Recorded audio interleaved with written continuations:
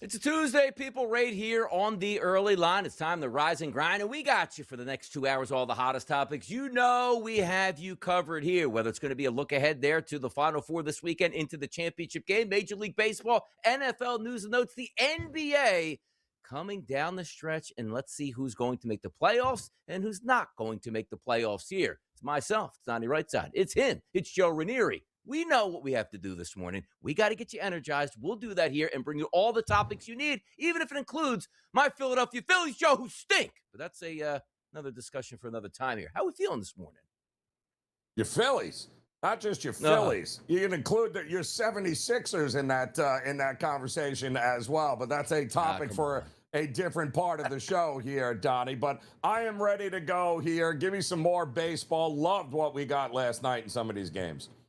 And by the way, did the boys start the week off in style on a Monday night with a 2-0 sweep here? That's how we get it done. One baseball, one NBA. Let's see if we can do it together tonight once more. But now, it's time to get to that hottest topic served fresh in your cup of coffee. Here's Caffeinated Joe. Deliver that topic to us. Well, Donnie, today we need to talk about a massive shift in the sports landscape that the national media desperately does not want to admit. And I am talking about Major League Baseball officially overtaking the NBA as the second most popular sport in America. And the NBA has absolutely nobody to blame but themselves. Now, if you rewind just a few years, Donnie, all the talking heads on television were writing baseball's obituary. They told us that the games were too long, the season was an absolute grind, and only the older generation cared anymore. For 6 months out of the year, the mainstream media would force feed us NBA storylines like clockwork. Very rarely would baseball get its shine, but instead, we had to listen to endless debates about whether Steph Curry and Kevin Durant actually liked one another, or who was LeBron picking as his teammates in LA this year. But the opening weekend of this Major League Baseball season proved that the momentum has completely flipped. Numbers don't lie. And last year's World Series Game 7 drew an insane global audience of over 50 million people. It was the biggest audience for a baseball game since 1991, the former heyday of Major League Baseball. And all those people, by the way, dialed in just to watch the Blue Jays choke on 17 different occasions in that series, by the way. Then you look at the World Baseball Classic, Donnie, and on a random Tuesday night, the championship game pulled in over 10 million viewers, which is a bigger number than what the entire NBA Finals averaged. You have to give credit where credit is due, and Rob Manfred and Major League Baseball evolved a game that was stuck in the rearview mirror for decades. They added the pitch clock to make games far more consumable for the fans at home. They combated the spreadsheet nerds by eliminating the defensive shift. They increased the base sizes. The ABS system now is getting calls right. And by the way, adding even more buzz to the stadium. Ticket sales are through the roof. They are marketing their stars better than ever. And of course, Donnie, everyone needs a villain. And the Dodgers empire has provided exactly that. Meanwhile, Adam Silver and the NBA are completely asleep at the wheel. The NBA product has grown incredibly watered down, and it's quite stale. Every single team plays the exact same style of basketball now. It is nothing but guys jacking up threes, foul baiting, and walking to the free throw line. There is no distinctive style or toughness anymore. And let's talk about the superstars if we can. I was never a LeBron guy because I actually grew up in an era with the GOAT. But the last time the NBA had any legitimate and undeniable juice going was when LeBron was the top dog. And they have not had that since. The league has not been able to find anyone to replace him as the face. And it's no wonder, because we have a generation of NBA players who are only available for 50 of the 82 games they get that they get paid to play in. I mean, people are out here, Donnie, working 2 and 3 jobs to survive, and these pampered athletes will gladly sit out a quarter of the season for load management and think that's okay. The NBA has become disconnected from its fan base, and it's showing up in the ratings. And the NBA better figure something out, and they better do it fast, because Major League Baseball has figured out how to promote their stars, and they have already been surpassed by the MLB in ratings. And Donnie, that gap is just going to keep growing if they don't get their act together. It's such a great topic you bring up, too, because Major League Baseball recognized this, Joe, a few years ago. How can we make this game better where you can sit down and watch a game in under 2.5 hours, let's just call it here, but have a constant action, not people just walking around. They made a lot of changes here, which included, I couldn't stand the fact that you were sitting out there with that non-pitch clock where you watch it. Try to do yourself a favor. Go back to like 2014 and watch a Major League Baseball game on YouTube. You can't do it. You can't do it. It's excruciatingly painful, getting rid of so many things that we didn't like the shift, and it made some sense. And you're right about the NBA. Here's the equivalent, Joe. We talked about it yesterday and joked around multiple 2-touchdown spreads in the NBA. That would be the equivalent in Major League Baseball on a night-to-night basis where you had 8 games and 6 of them were minus 500 or more as the favorite. You can't go down that path, NBA. Hopefully those changes get made, which includes getting rid of the tanking here. That's what we need to do, Joe. But let's get to the hottest topics here on a Tuesday with the early lineup. Jaden Ivey, he's in the NBA or was in the NBA. How about this? The guard waived by the Chicago Bulls after anti-LGBTQ statements here. He's been released, Joe. Yeah, and he's calling BS on the Bulls, and boy, this is just not going to go away anytime soon here. But when you're not available, you kind of want to tend to pick your spots to be controversial, and unfortunately, he didn't pick his spot very well, and now the Bulls are like, we got to separate ties here. But I think this will continue to linger on for some time. Keeping the NBA here, Victor Wembanyama. We love this guy. Sooner than later, he's just going to take over the NBA. But how about this? Third fastest double-double since 1996, which means he's grabbing rebounds, he's scoring points. Did it in 8 minutes, Joe. Yeah, it's not a shock here at all. This could be the next face here, Donnie, of the NBA, if he wants it. You know, he reminds me a lot of a guy the Spurs used to have named Tim Duncan, who wasn't necessarily the most personal guy and really didn't want the limelight. We'll see if Victor Wembanyama wants it, because he would absolutely be the face of the NBA. The United States, Joe, we're good at everything. And even if you take a look at the women's side of things, they dominated a world stage. The men do their part as well. You saw the hockey team do well. Major League Baseball and the baseball players in the WBC at least got to the final, but also winning in basketball as well. Why can't we be good at soccer on a national stage? Christian Pulisic here, U.S. starts to prepare for the World Cup run. By the way, hasn't scored for the U.S. in a year and a half. Come on now. Well, Donnie, that sounds a lot like U.S. soccer right there, doesn't it? Yeah, it's good stuff when your best players are nowhere to be found when it matters the most here. But, hey, all indications are this is the best team, right? Coaching apparently matters a lot in soccer. They've gone through those now, but they say they've got the team, the best team they've had in a long time. So let's see if it equates to actually any sort of success here on the biggest stage. How about if I told you there's a quarterback out there that can absolutely run like a freight train, but also do it in the 4.40 time and also sling the football down the field? You'd want that quarterback in your system. Nobody really does. And maybe the coach is like, come on back, kid. We'll take you back. Yeah, good luck with that. Enjoy the third string emergency quarterback role. Lies by the Baltimore Ravens. Slow news cycle for the Crosby drama. No. You ain't getting away with this, Joe. They're not going to let us do this, huh? No, we're not going to let them forget. And trust me, GMs are not going to forget either, Donnie. The NFL back to Vegas. It is a perfect scenario, Joe. They get another Super Bowl. They deserve it. Absolutely. It is a party town, and it's a good place to host the Super Bowl. You know that. 18 games, Robert Kraft says. You know it's coming, people. Stop. Just get ready. And we're ready right here on the early line. We'll be back after this short break.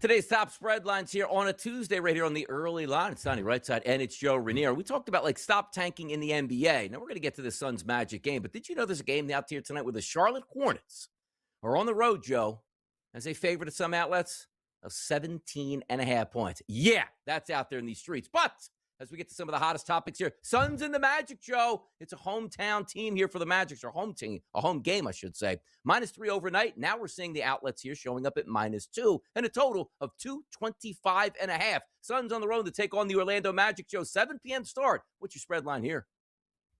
Well, it's interesting, Donnie. There's a lot of games on the board here tonight that have big time play-in potential and ramifications, right? I mean, Orlando now with Miami winning last night and them getting absolutely destroyed by Toronto the other night. They're in a virtual dead heat here with Miami, no pun intended there, for the number 8 seed. So this is a big game for Orlando. And the same thing with Phoenix, who's coming off a win last night, easy win last night against the Memphis Grizzlies. But they're kind of occupying that number 7 seed, and they're only a handful of games behind Houston for the number 6 seed. So, this is a big game for both of these teams, but I think it's telling, Donnie, that here you got a team coming off the second night of a back-to-back with travel, coming to Orlando, who had off last night, and the market is not adjusting towards the Orlando Magic at all. If anything, the money is coming in on Phoenix, and I think that tells you I think the market is a little bit tired of Orlando throwing up all over themselves. Yes, they are. An 8 o'clock start tonight. We're going to head to Detroit, and that is the Raptors taking on the Detroit Pistons. Not a far travel distance between these two here. This line opened up overnight, Joe, -2.5. And now we see 13.5, which, by the way, is not correct here. I still have 2.5. Am I wrong on this? Is your line, Joe, show 13.5 for the Pistons tonight? Because I'm showing 2.5 right now. Is my line broken right now? What happened? No, it was 6. It is now 2, but it's once again, Donnie, all about, listen, Detroit played nobody last night. They sat everybody last night against OKC. They did cover the spread. They're actually way more competitive than I thought they were going to be. But nobody knows who's playing for Detroit again here tonight, and it may be nobody. Detroit looks like they are more than happy, especially with Boston losing last night. Yes. They are more than happy. They got a 4-game lead with that number 1 spot, and it looks like they're not going to be taking any chances down the stretch here before the postseason with any of their starters. Now, Toronto occupies the 5th seed, Donnie, but they've got Atlanta just 1 game behind them, and Philadelphia is only 1 game behind us. So, before we know it, Toronto could go from the 5th seed, if they're not careful, to the play-in tournament, Donnie. That's how close it is in the East. So this is a huge game for Toronto. The problem is, okay, you can beat Orlando by 50-plus points. Something tells me we might get a player, a starter or 2 back for Detroit in this game. Let's see what happens then. The almighty 11 o'clock game tonight that nobody on the East Coast will be able to watch, but it will happen. It's the Portland Trailblazers, by the way, recently sold as well, taking on the Los Angeles Clippers. Overnight, this line was sitting at around a -5. You see the increase there on the graphic to -5.5 across the board. Even some 6s, Joe, starting to show up here. 226.5 is the total in this one. Trailblazers on the road to take on the Clippers. What's your spread line here? Huge game, Donnie. Why? Because, look at the standings. Currently, the 8th seed, the Clippers. And by the way, them just being the 8th seed is amazing with how they started the season. But Portland's only a game behind them as the 9 seed. So again, this matters here a lot for seeding here with the play-in tournament. But the Clippers have been the better team here for a while now. A new revamped Clippers team. Keep an eye on Kawhi Leonard's status, still listed as questionable. But Portland has been pretty good here. But it looks like the Clippers laying more than a couple of buckets here. If you think, if Kawhi goes, I'm in on the Clippers. Let's put it that way. Let's go over to Major League Baseball. A couple games to take a look at. Yesterday, we thought was a great series that was going to start. It was the Boston Red Sox taking on the Houston Astros in Houston yesterday. 8-1 final. The Astros absolutely smoked the Red Sox. Ranger Suarez not looking good, and Lance McCullers maybe en route to a bounce-back season. Tonight, it's going to be Bayo on the mound taking on Brown, and still the favorite in this one is the Houston Astros at a -158 price, depending where he's shopping at. And the total, Joe, listed at 7.5. Is it a bounce-back night for the Boston Red Sox or more of the same for the Stros? What's your spread line here? Well, I mean, Hunter Brown, right, is the big storyline here. Base. And we've seen nothing but Boston overnight money here, Donnie, which is interesting because this opened up last night minus 160 for Houston. We're talking about minus 140, 142s right now. So we have seen a big move overnight for the Red Sox, who you had mentioned just, the bats, where are they? They were nowhere to be found last night. They're going to need to show up here tonight, Donnie. And good luck, though, against Hunter Brown, off and running to maybe the strikeout leader once again in the American League, if not Major League Baseball. It's going to be tough sledding here for the Red Sox, who might find themselves with just one win before they even get back to Fenway Park. By the way, a lot of teams, Joe, have only played 4 games so far in the Major League Baseball season. I think everybody's done that. We don't even have an undefeated team in Major League Baseball. So 162-0, Joe. Not going to happen once again this year. The Miami Dolphins can pop those champagne corks at this point here. Late night action last night. You're enjoying the New York Yankees and the Seattle Mariners. Well, the Yankees come to town here undefeated. No longer the case. Max Fried, the lefty, will be on the mound, who was really good opening day, taking on Logan Gilbert. Look at this line. Roughly a pick'em, Joe, the split. Yankees minus 112, minus 104 with the Mariners, and a total here of 7, up from the opening line last night of 6.5, Joe. Give me a spread line tonight here for Yanks Mariners. Yeah, 2 aces, right? I mean, this is fun part, Donnie. 2 number ones going out with Max Fried and Logan Gilbert, and that total is 7 for a reason, Donnie. And it would not shock me if this thing starts to drop to 6.5 before long. 2-1 last night. Cal Raleigh with a walk-off single, pinch hitting, no less. I think we're going to get a very similar kind of game here. In fact, this entire series there in Seattle. So if you like the under, bet it sooner rather than later, because I think this is only going one way, and that's down, Donnie. Yeah, you take a look at this game, too, from last night. The 2 guys that were battling for MVPs last year. Slow starts, to say the least, to open up. Cal Raleigh, even with a base knock last night, hitting 176. You even had Aaron Judge get a base knock last night. He's only hitting 188, but it's early in the season. Cooler temperatures will give way to those warmer weather games, and again, I'm going to get back to my Philadelphia Phillies, Joe. Save me from myself here in the month of March, but tomorrow's April. Maybe the bats will come out tomorrow or tonight against the Nationals. I can't take it. I can't take it.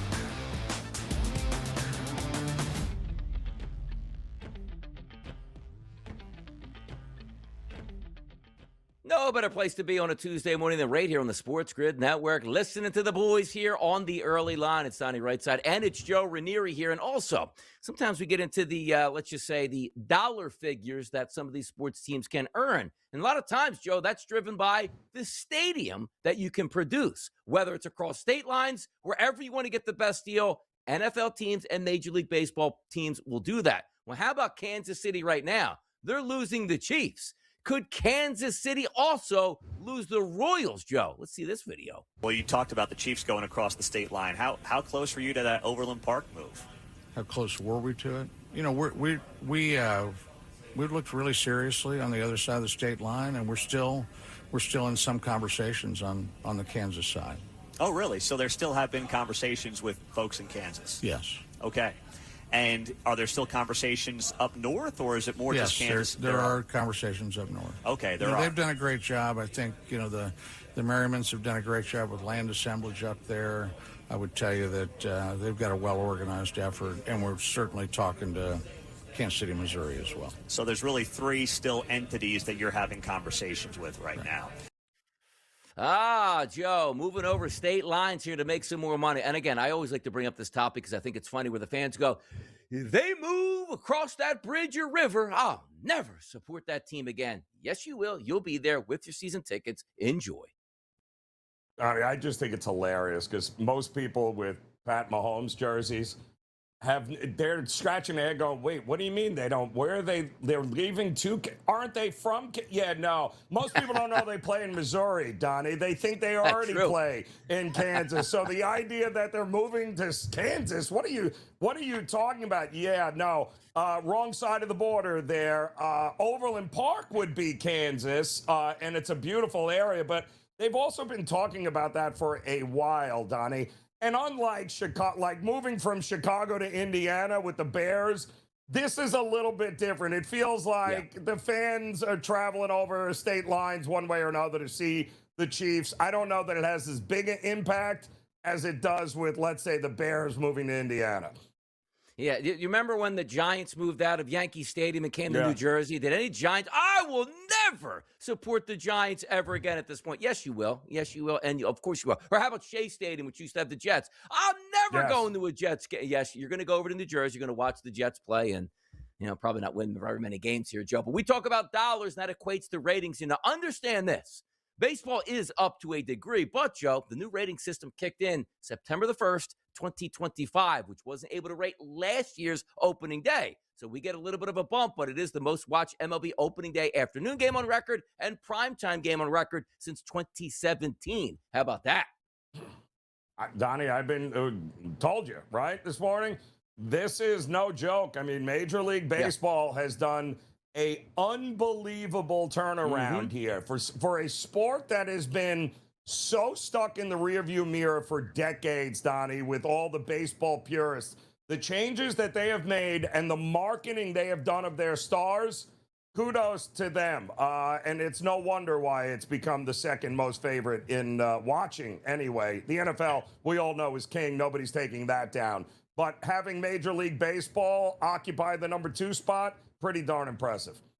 Pretty darn impressive as well. The Yankees lost last night, but did you know, Joe, they went 5 for 5 on the ABS challenges here? And let's take a look through 175 attempts here from last week through opening day. The challenges by position. And is there any surprise, Joe? The catchers know when it's a strike or not. 64% overturned rate. The batters who are close to the catcher, 42%. The pitchers who always think it's a strike, 40%. Yeah, I think on whole, Donnie, I mean, to this point, still averaging around 54% overturned altogether, which means it's working. And I got to tell you, all of a sudden now in the stadiums, Donnie, you got a lot of people paying attention to what's going on now and looking for those overturned calls. So it's a win-win for Major League Baseball. I'll tell you what needed a win was the San Francisco Giants, and they got one here. But how about this? A tweet from Awful Announcement saying people are coming out of the woodwork in San Francisco to complain about Giants manager Tony Vitello. Uh-oh, pulling a guy out of college baseball right into the pros. People seem to be unhappy about this one, Joe.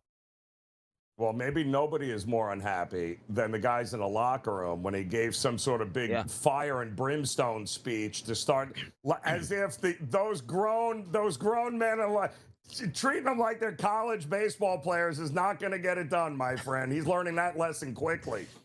I'll tell you, too, like Gabe Kapler was an odd move after the Phillies had him, and he was a complete washout at this point. So what do the Giants do? They just go elsewhere. Let's go back to college baseball. Buster Posey, get it together over there for the Giants. We'll be right back after this short break.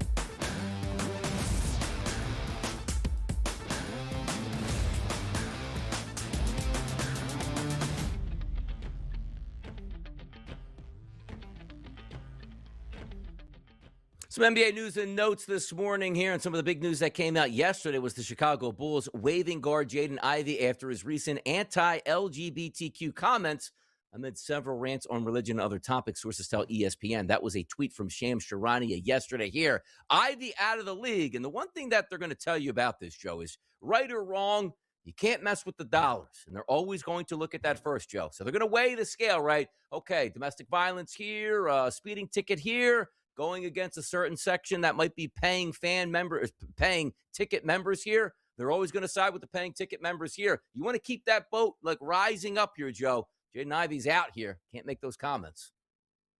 Yeah, I mean, listen, it's going to get, I think it's going to get uglier before anything else here. But the reality is he was hurt. Don't forget they traded for him, during the season. He only played a handful of games. Then he ends up getting hurt. He's been hurt his entire career, which is kind of a shame because I really thought that he could be a difference maker, certainly on that Detroit team. But, they traded for him. It's, and if you're not available and you're going to be a distraction, you got to pick and choose your spots, right, Donnie?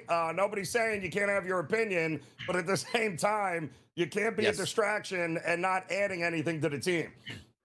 Just to put it in NFL superstar terms and Jimmy Johnson back in the day, hey, if Emmitt Smith falls asleep, I'm going to get him a pillow here in the meetings here. If the backup to the backup guard falls asleep, I'm going to make an example out of that guy, and nobody's allowed to sleep in here. So understand what's happening at this point, because I tell you right now, if we're looking at, okay, Victor Wembanyama, might have slipped up on camera here at this point. Hey, look, we're going to get him some help here. We're going to do some things. We're going to find him some money, and he's going to be back in the starting lineup next Tuesday night. Not the case here for a player that's not helping the team technically. It's a lot easier to dispose of that person here. How about Zion? The one thing we do know, he was an electric superstar supposed to save the New Orleans Pelicans. But how about this? Zion Williamson is one of two first overall picks, I should say, from 80 to 2023 to never play in a playoff game.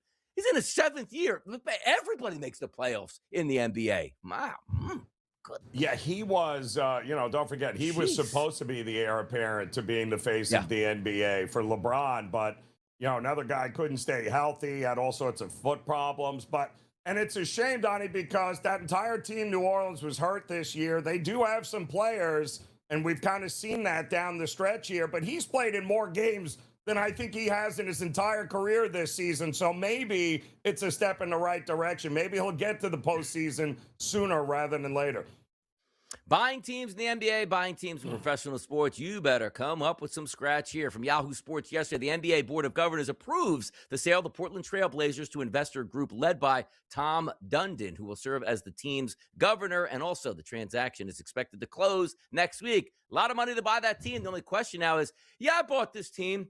I want a new arena. If not, I'm going to try to move this team elsewhere.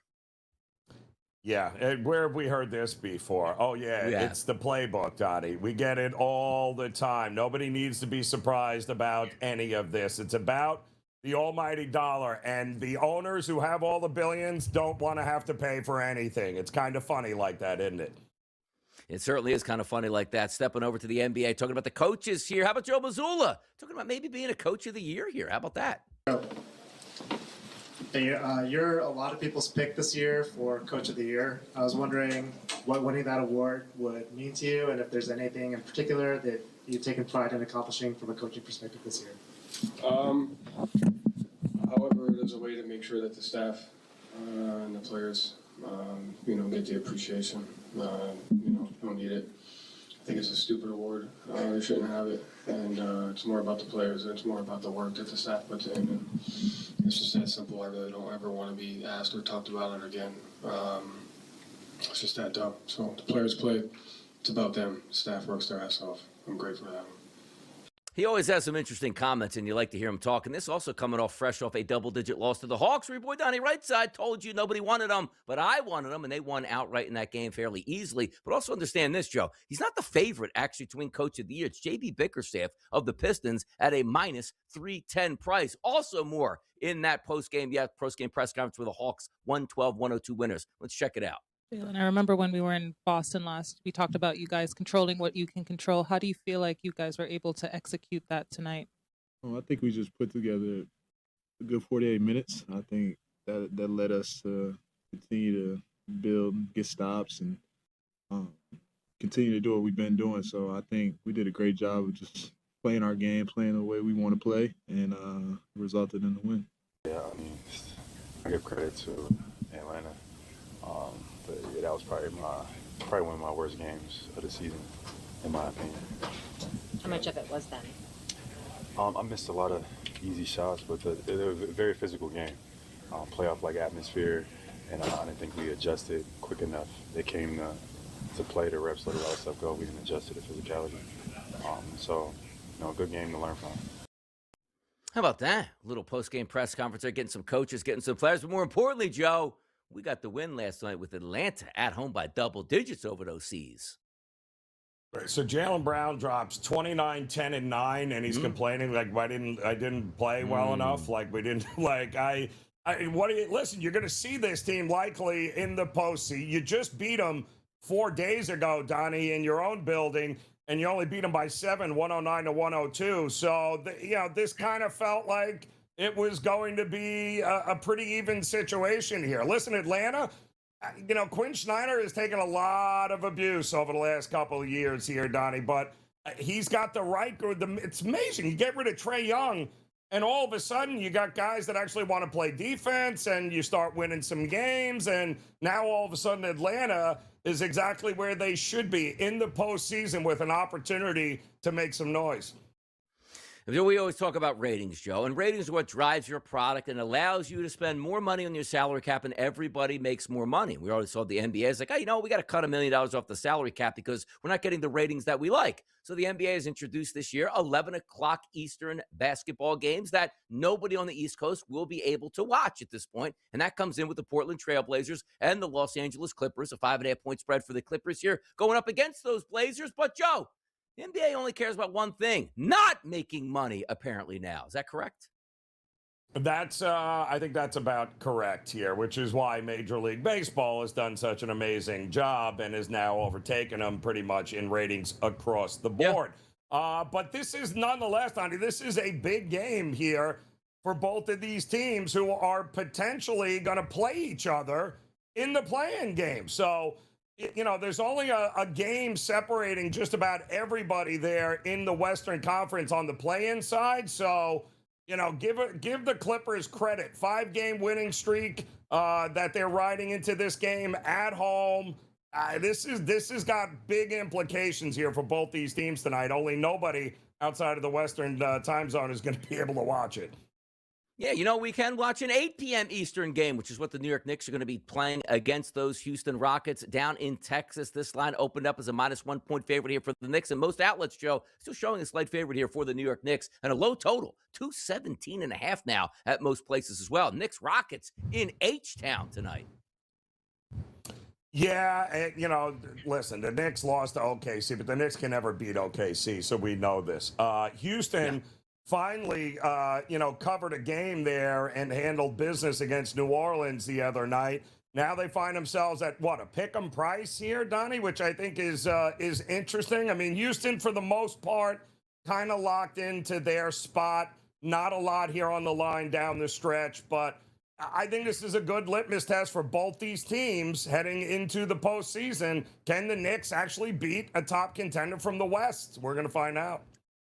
Cavaliers on the road, Eastern Conference, taking on the Los Angeles Lakers. Western Conference, this game is going to tip off at 10:30 p.m. Eastern. Joe, slight favorite to the Lakers here, -2, and a total of 237.5. Any angles here for you tonight?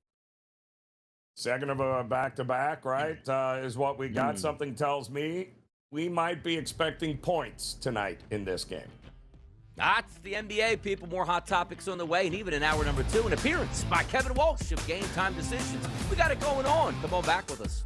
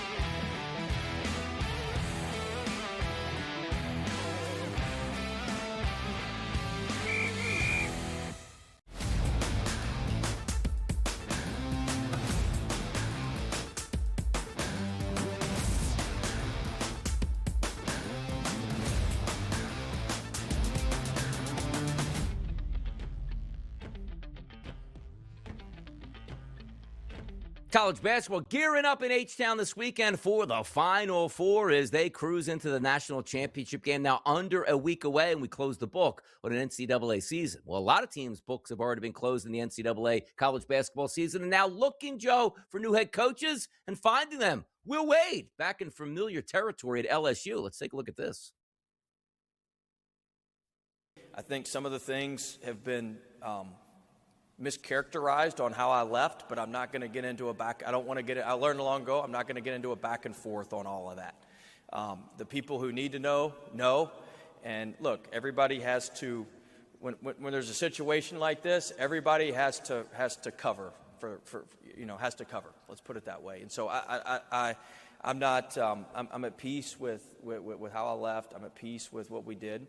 And, look, I mean, they're pretty mad for a coach they didn't think was very good. So, I don't.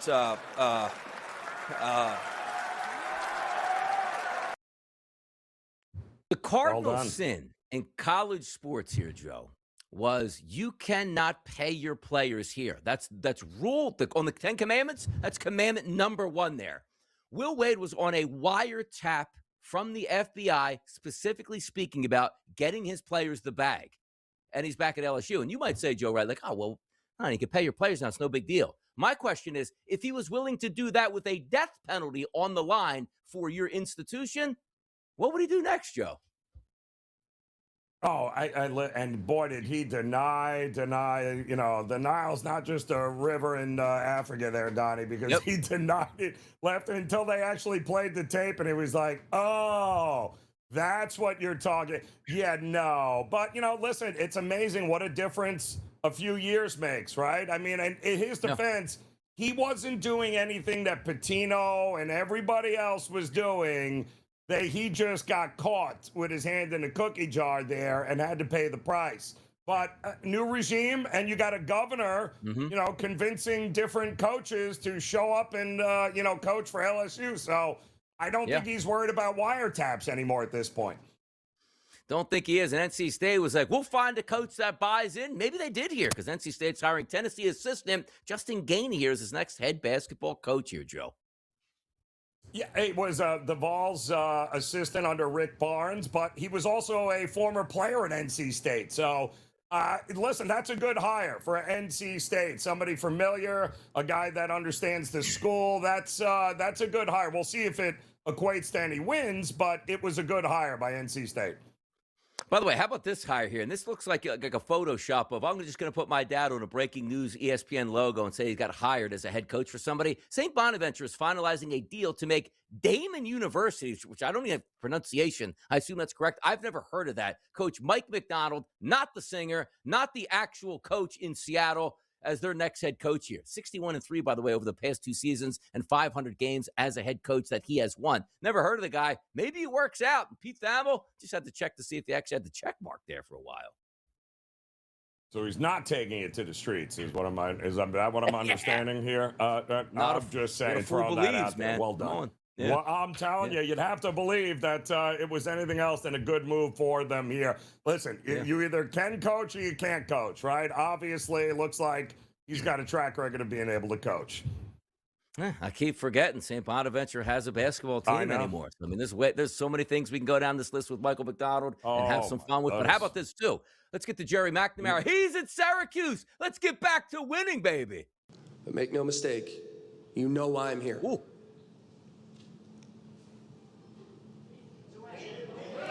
Anybody that knows me knows why I'm here.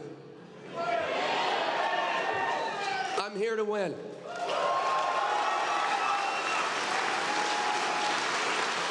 It's who I am, and it's who I will always be. Let's get this thing going. Now, you know what it brought the roof down, Joe? If he goes, you know what? No more JMA Dome. We're going back to Carrier. That place would have brought the house down, and away we go. It wins, Joe. Yeah, well, listen, way to set the expectations and the bar up higher there. My goodness. He was the guy they wanted originally, right? Before Autry got the job and before Boeheim got... Well, and listen, all ends up working out. What have you done for me lately? And that's exactly what this business with college coaches has become. So Let's hope he has more success. Bar has been pretty low at Syracuse. Yeah. So I'm fairly certain making it to the tournament would be a good head start here. Joe, the talent that has run through the Duke Blue Devils over the past decade here is absolutely ridiculous. So you might think, like, yeah, Coach K put a lot of banners up there. It's been a while since they've had a banner up there. How about this, Joe? 8 players drafted in the top 3 over the past 10 years. One and dones, yes. We know how hard it is to win all those games in a row in March, and don't get me wrong, it is tough to do that. But Duke should have a couple more titles with that talent, no? Well, I mean, listen, the last 2 seasons alone, Donnie, it's in epic fashion to how they ended up getting bounced out here. So, listen, John Shire has got some. He obviously can recruit. It's not that difficult at Duke. He gets a whole lot of NBA talent there, but he's got to be able to win it when it matters the most, and he hasn't been able to do that. So until he does, there's still going to be that seat's going to be a little warm any which way you cut it, Donnie. And again, the last 2 years, epic meltdowns that they've had here at the end of basketball games, which, yeah, it is on the players. They play the game, but it's a lot on the coaching and the mentality that you put in. Also last year, like, we're in the NBA season this year, Joe. Hey, the Duke team last year, you roll through, has Con Knipple and Cooper Flagg. They're 1 and 2 for Rookie of the Year in the NBA, and they couldn't even put a title together. No, but they lost the 7-point lead in the waning seconds too, which is just even more inexcusable there. But again, it wasn't easy replacing a legend, right, in Coach K. I mean, I wouldn't wish that on anybody. But my goodness, until you're holding up that banner, it's gonna be tough sledding for him. Final 4 this weekend. Somebody's going to be able to cut down a banner, and it's 2 really good basketball games, Joe. One at 6:09, one at 8:49. It's Illinois and Connecticut, game number 1, -2.5. And then Michigan and Arizona in the nightcap, Joe, -1.5. How about that?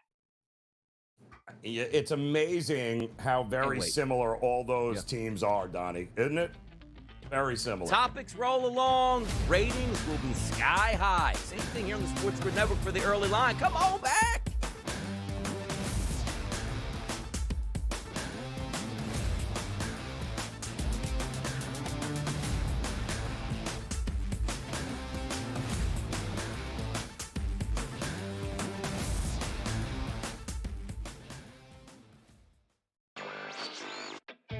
Parlays are pretty much the reason that FanDuel and DraftKings were able to become profitable a couple years ago.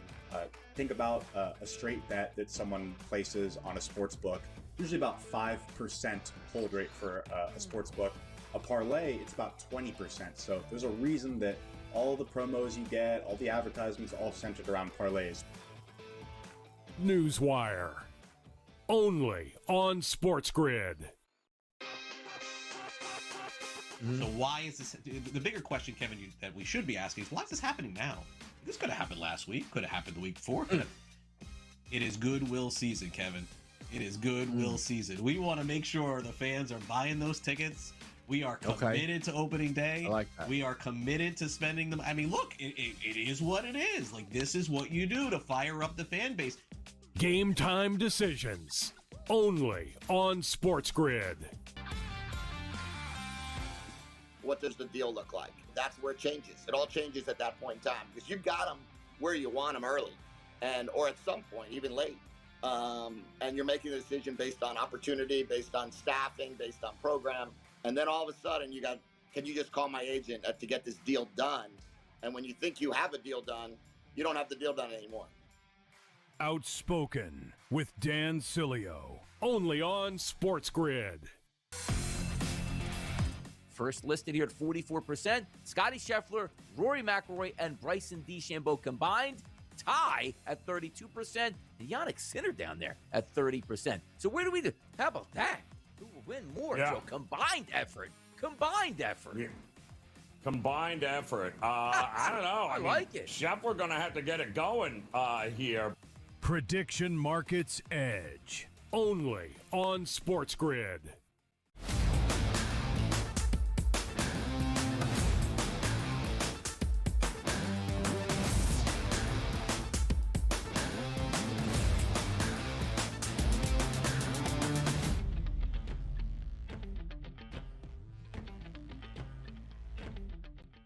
NFL news and notes to end up hour number one right here on the early line. And by the way, one of the most odd things that we've seen over the past couple of years is players, Joe, negotiate big-time contracts in the NFL with a lot of money guaranteed. Why? It's a tough sport. You're getting in car collisions every single week. And if you get injured, you want that guaranteed money.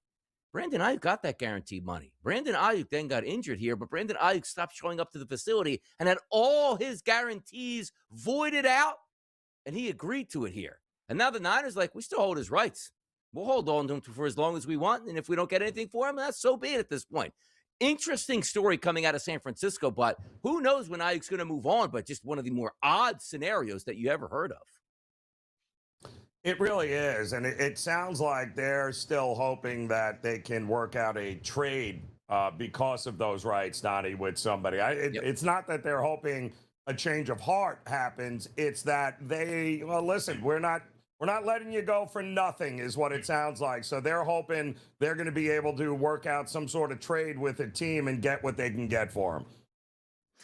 Let's hear. Let's go. Just go right to John Harbaugh here because I'm going to have a coronary in a second. A player that's kind of resurfaced back in the news as he did some impressive things in that flag event, Odell Beckham. You worked with him for a year. Is that something you guys are planning to want to explore, a potential reunion here in New York with him? Yeah, well, I mean, you know, the obvious pat answer would be you look at every option, right? And if Odell's an option, then we'll be looking at it for sure. And he and I do talk and we do text and we've maintained a really great relationship. He's one of my very favorite people in the world. So it's not like, you know, you don't talk to guys about things like that. And certainly we have. We'll just have to see where it all goes. You know, what's best for him, what's best for the Giants. That's the number one thing. It is what's best for our team. And any player, you know, if he helps you be a better team and can make you better, then you're going to pursue that. So we'll just have to see where that goes. I understand what we do here, and like in all cities, you try to ingratiate yourself to the fan base here. Let me tell you something right now. You already had Odell Beckham, and he stunk for you a couple years ago. So now you're saying the Giants are looking to win now. Maybe Odell Beckham Jr. helps you out. Don't you remember the last time he played for you? Didn't have a single catch in a playoff game. Absolutely meaningless. Barely played in that game, and now you're going to tell us that you want him possibly to be on this football team? Oh, but I retired in 1999. I'm probably just as effective as OBJ right now. Yeah, well, but, you know, Donnie, to be fair, he did make a really nice one-handed grab in a flag football game, which is apparently what has sparked this entire thing, right? So, yeah, you know, he wants to play. He makes a one-handed grab, and all of a sudden, why is Odell not in the NFL? So here we go. This, too, shall die down the minute that he gets absolutely boat raced on a NFL field with NFL players. So, yeah, flag football might be the best future for him. Now, you just brought up something I actually saw and just completely forgot about it there, that there was a report put out there that they had a flag football game, which is just have some fun, and NFL teams like, I think he can still play. You got to be out of your mind, man. Thank you for bringing that to my attention and making me even more upset about the situation. But how about this one? Remember, like, man, I love the Steelers. I made a ton of money in my career. It's about winning now. You know what? I'll prove it, Mike Tomlin. Give me $13 million because money's not a deal. You know, I'll play way under what my contract should be. Last year didn't equate to a lot for the Pittsburgh Steelers, but Aaron Rodgers looked okay. And that's like, yeah, he's coming back. And I was like, yeah, you want me back? Double my contract now. And the Steelers like, now hold on. We thought you were back for the love of the game now. What's going on this negotiation, Joe? Aaron Rodgers is what's going on. I mean, why is it, Donnie? I love it. Everybody in the world saw this coming except the Steelers? Like you didn't think this was going to happen, huh? Yeah, no. Sorry. He will likely, it'll be they might have to do like a pay-per-view event for the announcement on what's going on as he comes out from, some sort of sweatbox in Arizona, but I'm telling you right now, Donnie, I think he'll be back, but it'll be on his terms and when he's ready. I love it. Like, I just saw that, too. It's like, hey, man, did you a favor last year? No more favors. And not just raising my contract or giving me 2 years here. Like, no. I want more than double what I got last year. Oh, you guys won a Super Bowl and you were the MVP? No. I was okay, but I just want double this year. Good luck with that. And by the way, I'm going to have to save this story, Joe. Let me just tee it up here because we're going to have to use this in hour number 2. There's a rumor going on right now that we have a new coach in Cleveland. So once we thought that like Deshaun Watson was off to the wayside, it could be, Shedeur Sanders' team or Dylan Gabriel or whoever it might be. Guess who, Joe, is in pole position to be the starting quarterback for the Cleveland Browns this season? Oh, we got much more in hour number 2. You're going to want to hear that. We'll be right back.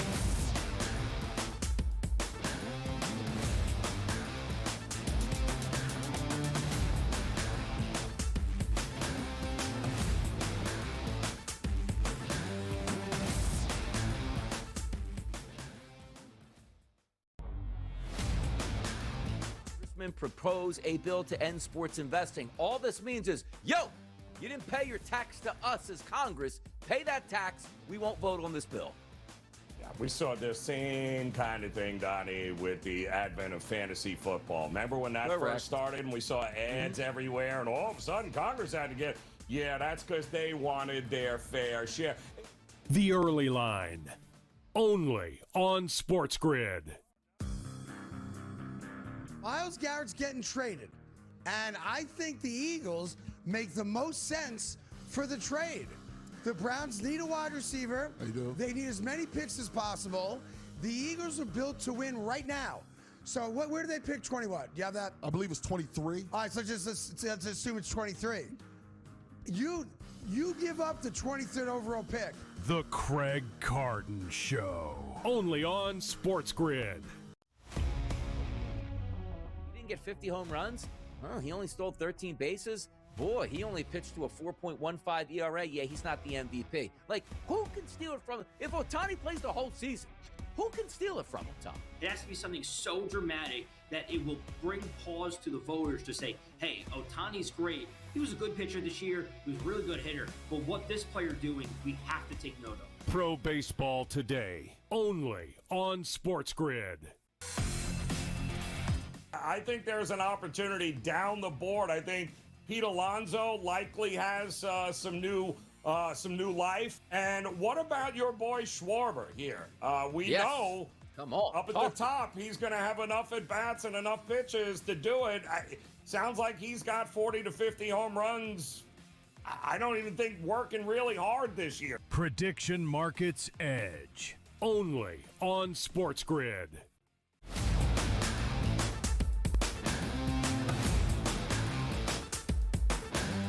Payroll spiked 113,000 last month. What happened?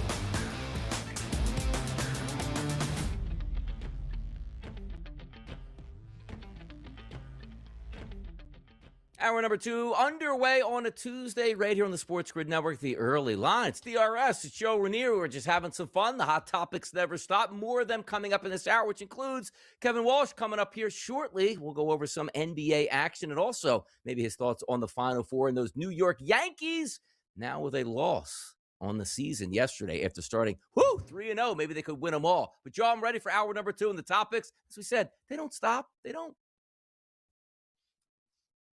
No, Donnie, they don't stop. And they won't stop, by the way, because they just don't forget the NFL. We got a draft coming up, and they refuse to allow everyone else to get the headline. So, the NFL is getting ready here over the next month.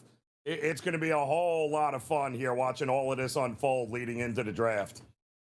Joe, we got the draft coming up, as you said. Then we're going to have rookie camp right after it. Then we're going to have OTAs. Then we're going to have training camp. Then we're going to have the start of the NFL season, which takes place on a Wednesday night. But as I teased before the break here, Joe, banishment is what happened to Deshaun Watson here in Cleveland. You're just waiting out his contract at this point. And we always thought that it was like, we're just going to make up excuses. Coming back slow from the injury, and, he's off rehabbing himself 3,000 miles away. And in the offseason, we see Deshaun Watson going on vacation after vacation after vacation with his fiancée and or his wife. Not a care in the world.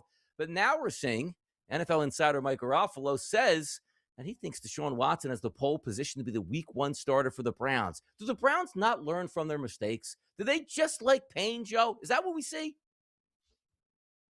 Well, when your owner, Jimmy Haslam, at the owners' meetings here this week says that, hey, Deshaun Watson, has a fresh start and a great chance as our, we continue to look for our starting. Wait, what? Why are you? I mean, Haslam just refuses to admit that Deshaun Watson was one of the worst decisions ever in the NFL. Refuses to admit he was wrong here. So congratulations. As long as the owner's saying it, Donnie, it's there you go. The Browns will be the Browns.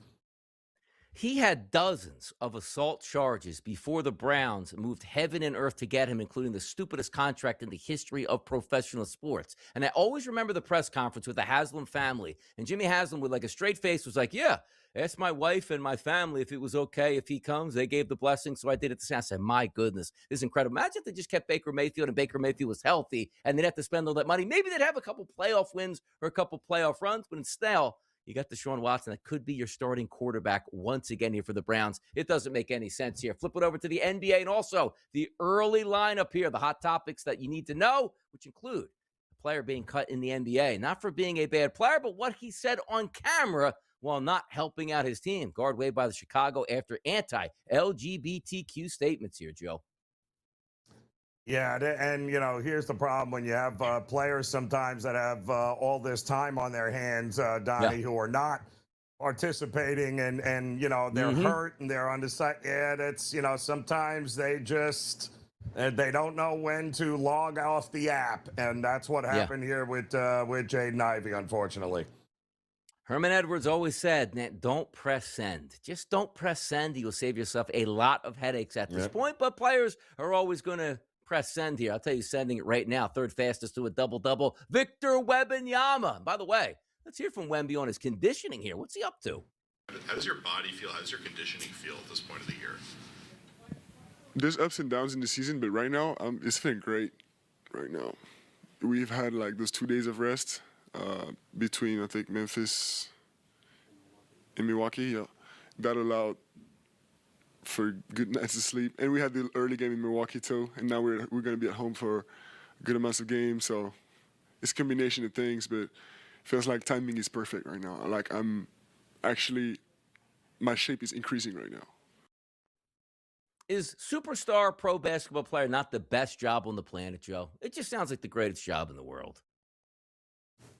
The dude is 22 years old, and we're acting as if his conditioning might be a problem, Donnie. Like, how you feeling, man? You all right? I mean, I know you're 22. I mean, you're getting enough Like, are we kidding here? Like, his conditioning is fine, Donnie. Like every other 22-year-old, he's going to be just fine heading into the postseason. Conditioning, ridiculous.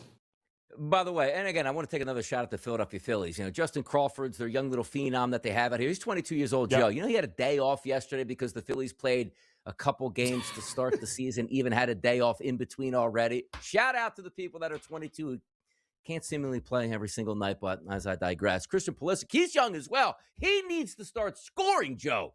The United States squad embarking on the World Cup in North America. This guy's got to get going. He does.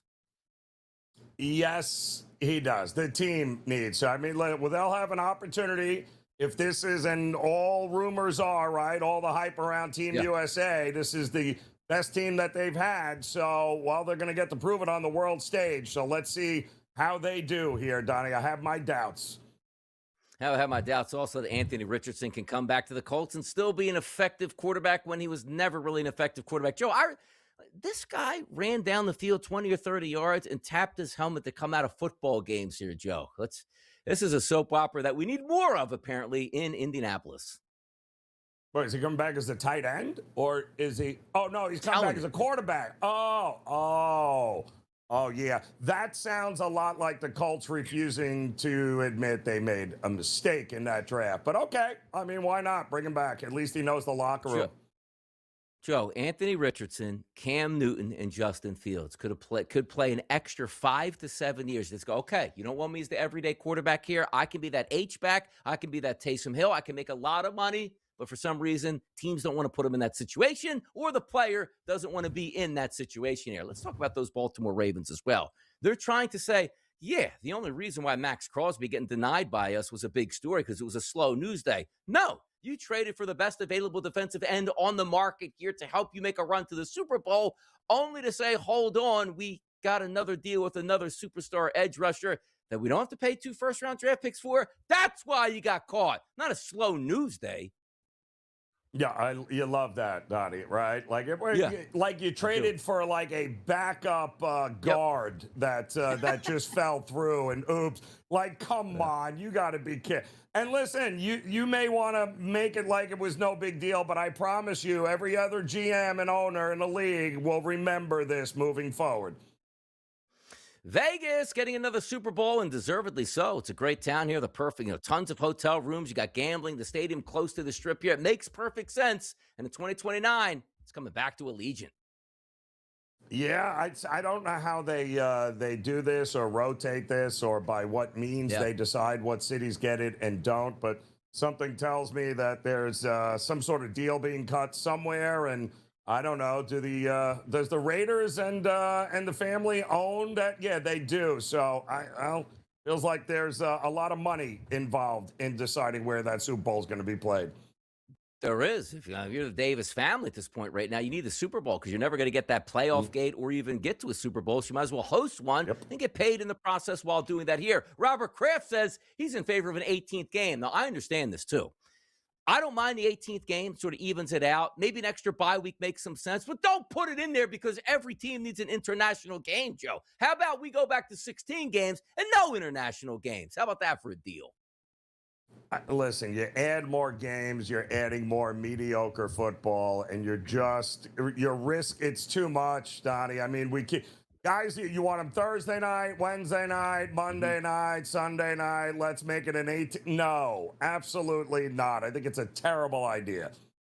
By the way, we're not too far removed, Joe, where they had 6 preseason games, I believe, up to the 70s and early 80s. Those 6 preseason games charge the same exact ticket count as a regular season game. If they want to cut a preseason game and add a regular season game, that's actually value for the season ticket holder. I never understood how they even were able to get away with that, but it's just the NFL and it's what they do. They're headed to 18 games. And you know what, Joe? In 3 more years, you'd be like, 20 games seems like the perfect thing that we should do here. More money in your pocket, and the players go, we don't want it. And they go, we'll pay you more. And the players go, we love that. Now you know what we love. Kevin Walsh joins us, the GTD host with the most.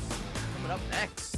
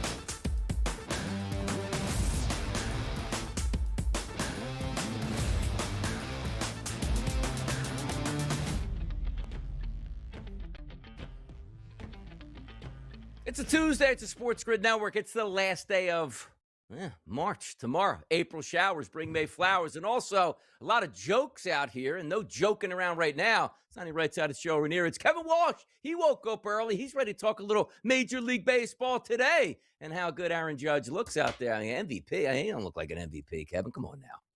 You know, it's funny, though. He probably has as many, if not more, home runs through 4 games. I mean, there was like a multi-home run game in there. But the power is here early. The contact is nowhere to be seen for good old 99. And the Yankees have to settle for a whopping 3-1 start to the season. Did all the 3-0 teams lose yesterday? Y'all lost. No undefeateds, Kevin. Yeah, no good. undefeateds out here in this marketplace, which is wild. We made it a couple games before the last of the unbeatens went down. But by the way, we're going to get into some Major League Baseball. And I always like hot topics here, Kevin. And the NFL in the offseason just continues to give us banger story after banger story. A lot of people get upset with this, and I don't know why, Kevin. When we went from 16 games, and Joe's going to get upset with me right now as well. We had 16 to 17 games. Like, people were complaining about that. I'm telling you right now, if we got the NFL 50 weeks out of 52 in a year, I would love the sport even more. But people are always going to complain. What do you think about an 18-game schedule in the NFL? You know, it's funny. It's awful, and I cannot believe that people keep lying to themselves. But, Donnie, you know you don't want football. Donnie, Another one of your PFT. number one takes is that every XFL, UFL, YFL, TGL, that none of these things are real. Nobody needs football in March and April. Shout out my co-host, though, Gabe Renzi, who legitimately batted leadoff the other day by breaking down the new XFL rules and then just ripping picks in the sport. You guys know that's what he does, and he does legitimately bet the games. But, no, the NFL, it's this interesting thing, right, where we talk about the NBA fighting for eyeballs and Major League Baseball fighting for eyeballs and hockey, and the NFL has this gift where less is more. They're like, yeah, what if we push it a little bit? What if more is more? What if we have a full slate on Christmas and a full slate on Thanksgiving and a full slate on Black Friday? Are the Saturdays open? Yeah, we'll run head-to-head with the college football. It's not good because the games then are not good. So then you have to do a show where you're like, okay, how much should we talk Alabama, Oklahoma, and Packers Cardinals with a 12.5-point number? It's not good. And the 18 games are not good because I know you. The second you start dealing with multiple Eagle bye weeks, you're going to lose your mind. You are. Hey, listen, and I am not a fan. Taking away the preseason was less practice, and that means the games are even worse now heading into the first month of the season, and they're not going to improve by taking away another preseason game and giving them less practice. I would rather you take away the game, give them more practice time, and hit the ground running, Kev. I'd rather see better football than more football. Yeah, couldn't agree more. It's just, it's too much. No, like it is.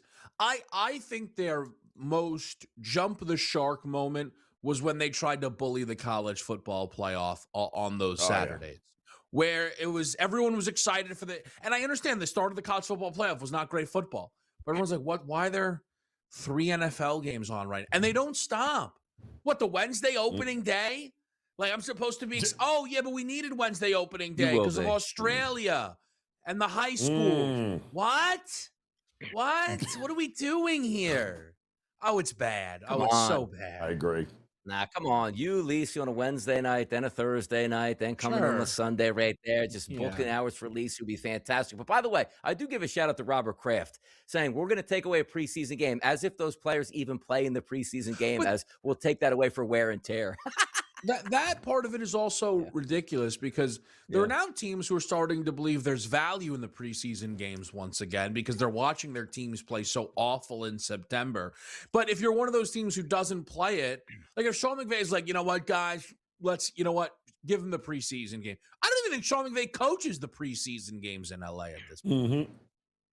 Yeah, it's funny you bring that up too with that topic, because doesn't he pick like an assistant coach here just to coach one of those games, then have no starters play at this point anyway? So it is kind of a slippery slope for the NFL. And just talking about some things like Deshaun Watson could be a starter week number 1, and Anthony Richardson coming back from the Colts. It never stops, Kevin. But we do have a full slate of Major League Baseball on the docket today. One of the bigger games, which we saw yesterday, was kind of surprising. Boston and Houston. Hey, Ranger Suarez going to get that first start for the Red Sox here. And last year, Lance McCullers, hey, what's he going to do with his 5 ERA? They were dominant last night. Now, Bayo and Brown are on the mound tonight. Have you checked out any Major League Baseball games, Kevin, here on the schedule tonight that you might be piquing your interest? Yeah, I'll just say with the Astros and the Red Sox, a couple of interesting things. Firstly, and look, it's 5 games, but these Astro games all feel like rocket ships for the most part, right? 8-1, 9-7, 11-9. So today's total is 7.5. 4 of the 5 Houston games have gone through that number. I'm curious what we get out of Hunter Brown, though, where if you say, hey, Hunter Brown didn't give up any runs and struck out 9 in his first appearance, like, do you think he got a win? Like, no, he only went 4 2/3. Right? The pitch count was really high. It took a lot to get those strikeouts. He walked 4 batters here. We're starting to get some of these guys a second time. Not everybody, right? Max Fried, Logan Gilbert, Logan Webb, who's going to be obviously looking for a bounce back tonight up against the Padres there. And that in of itself could create some advantages where some teams are throwing their ace and others are throwing their 5th guy due to obviously just an uneven amount of games. GTD going to be popping tonight here, even in the NBA, Joe, or I should say, Kevin, the Knicks and the Rockets tonight. Close line here. -1 is a favorite for the Knicks on the road. KD and the boys at home. What's going on in H-Town tonight? Yeah, it's interesting. I feel like the 3 of us have talked a little bit about just the vibes in Houston, and this is the team that people are going to want to pick on in the West. The books are telling you they completely agree. It's not that the Knicks are bad, but the Knicks showing up as a road favorite is hardly a given, considering the Knicks very recently went to Charlotte, booked as underdogs. And I know how good Charlotte is, but it tells the story on the Rockets, even if they're a little tempting tonight at a plus price. Yeah, it's Kevin. Game Time Decisions. Catch them tonight on the network, 6 to 7 p.m. And you can wait till the next segment here. The best NBA handicapper on the planet. Boy, it's true.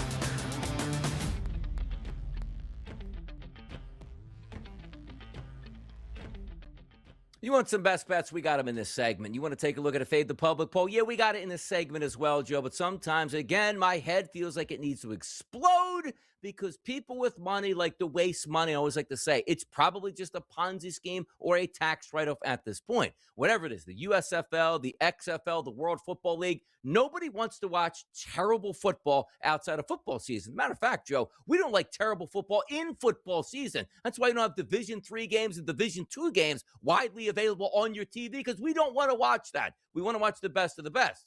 So then I bring this. The Sports Business Journal sent out a tweet. The NFL is backing its new pro football league with pro flag football league with serious VC power, venture capitalists there.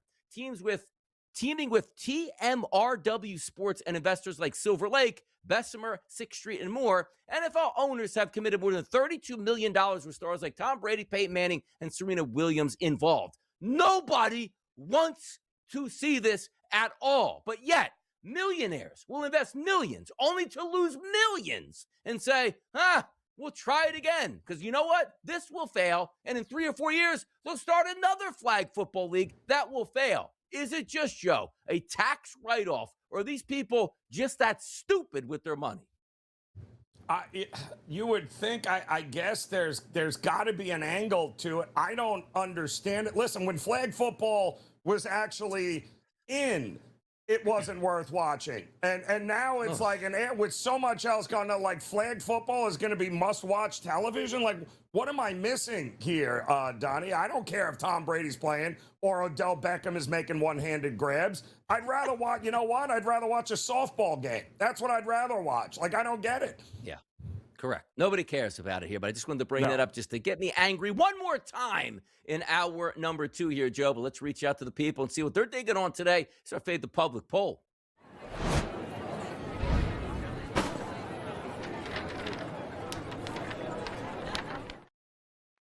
What was your favorite March sports moment? Why are we asking this? Well, it's the last day of the month of March here in 2026. Four opportunities here to weigh in.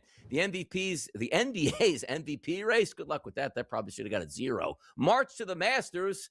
All the hype that leads up to the Masters in the month of March. All right. MLB opening day. Love to see it. And then there's March Madness moments, which leads the way heavily, Joe, at close to 60%. That's probably an easy one to vote on and win with. Yeah, I would think, right? I mean, March Madness all day long. Although, I mean, I got to tell you, there's a lot going on and a lot to be excited about coming up here. But if you can give us the quality we just got with UConn and Duke, I think we're all in here, Donnie. No doubt about it. And by the way, March Madness moments here will continue this week in the Final Four sensational into championship weekend. Love to see it. But now, Joe, 2-0 last night. Looking to go 2-0 tonight. Here's bye.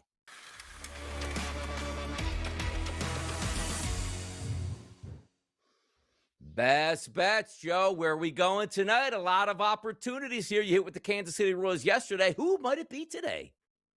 Well, I think we're going to head back to the association here tonight, Donnie, because, listen, Luka suspended last night because of his 16th technical. Didn't play, but they didn't need them to play at home against the tanking Washington Wizards. You know, you got LeBron getting a triple-double, no problem there. But now they got the Cavs coming to town tonight. Luka back on the court for them. And the Cavs had to play in altitude in Utah last night. It was actually a lot closer than people thought it was going to be. So them traveling now last night, coming from altitude, having to take on a Luka Doncic team that is rolling. I think it's a bad spot for the Cavs. Love the spot for the Lakers. I think Luka has a monster night here tonight. The Lakers win and cover. The Lakers here. We'll see if they can hang on and win that game by 2+ points here and cash in that ticket for me, Joe. I'm going to the Toronto Raptors and the Detroit Pistons. Last night I told you, whoa, you're going against the Celtics? We're all back in the Celtics here. Like 20% of the tickets were coming in on Atlanta. Atlanta hammered the Celtics by double digits last night. Now I'm taking a Raptors team that's going to be on the road against the Detroit Pistons, getting 2.5 points. You say, Donnie, why do you like this game? It has nothing to do with matchups at this point. Everybody's backing the Pistons to the tune of 70% of the tickets coming in early on those Pistons. That line's not moving. Nobody, Joe, wants to take the Toronto Raptors tonight. Nobody. except your boy DRS. He's taking them with the 2.5 points, and we're looking for a sweep in the association tonight. How about that? Let's get it going here, Donnie. At least there's a few games that don't have, 3 touchdown spreads here, Donnie, tonight in the NBA. Now, I got a prediction that we go 2-0 tonight. You know what else you got? Prediction Market's Edge on the early line coming up next.